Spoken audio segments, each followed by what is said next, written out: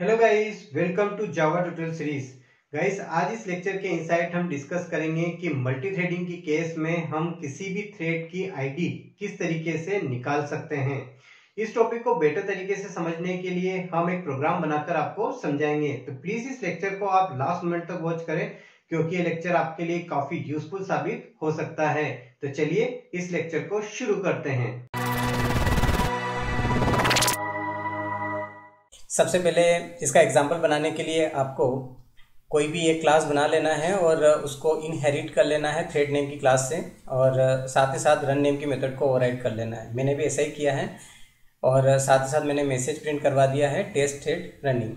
अब मैं यहाँ पर मल्टी थ्रेडिंग का कॉन्सेप्ट लगाना चाहता हूँ, तो इसके लिए मुझे क्या करना पड़ेगा, मुझे यहाँ पर टेस्ट नेम की क्लास का ऑब्जेक्ट बनाकर स्टार्ट नेम की मेथड को कॉल करना पड़ेगा, जिससे ये होगा कि यहाँ पर थ्रेडिंग चालू हो जाएगा।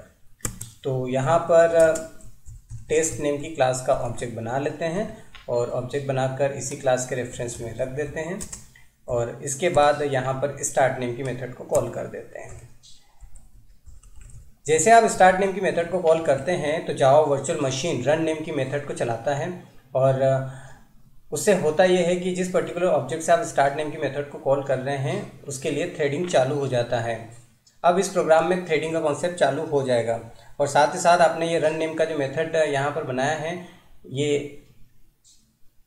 रन टाइम पर चलेगा, क्योंकि यहाँ पर आपने जो रन नेम का मेथड बनाया है एक्चुअल में आपने इसे ओवरराइट किया है। तो रन टाइम पर इसको मेमोरी मिलेगा और आपको मैसेज मिलेगा टेस्ट थ्रेड रनिंग।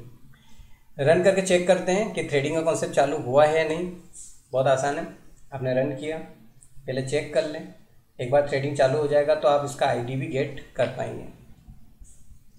तो यहाँ पर आप देख सकते हैं आपको मैसेज मिल चुका है टेस्ट थ्रेड रनिंग।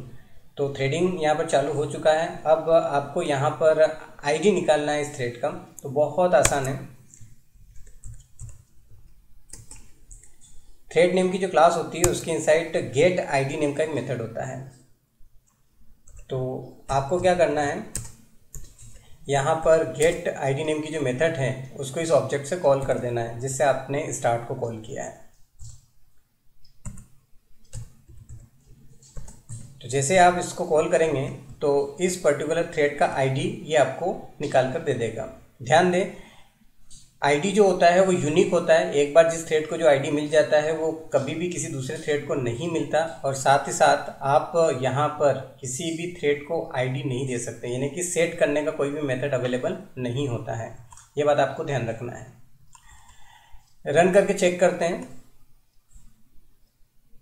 यहाँ पर मैंने रन कर दिया है इसे, और आप देख सकते हैं यहाँ पर जो थ्रेड का आईडी है वो है 12। ओके, तो इस तरीके से आप किसी भी थ्रेड का आईडी निकाल सकते हैं अपनी जावा प्रोग्रामिंग के इनसाइट मल्टी थ्रेडिंग के केस में। तो आई होप कि आपको लेक्चर बहुत अच्छे से समझ में आया होगा। मिलते हैं नेक्स्ट लेक्चर में, तब तक के लिए बाय बाय।